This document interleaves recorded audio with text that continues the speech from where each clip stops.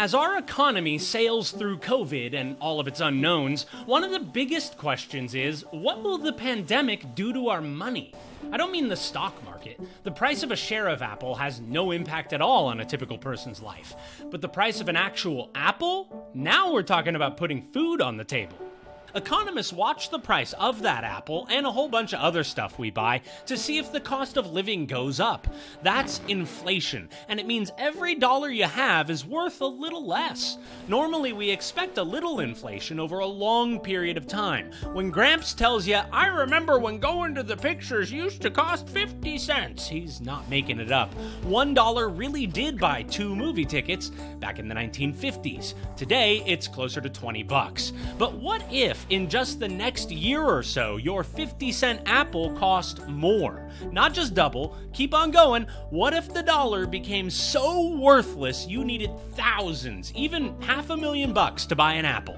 That's hyperinflation. It's not make-believe, it's happening right now in Venezuela. While US inflation's been running less than 2%, Venezuela's is 10 million% by some estimates.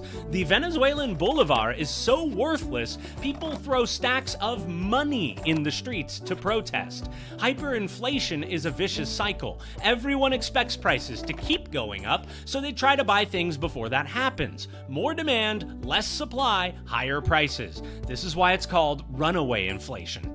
You won't find many economists who expect Venezuela-level inflation in the US, but some worry inflation could get pretty bad because the government's printing more money in the pandemic. Print enough, the theory goes, you'll water down the value of a dollar and set off inflation.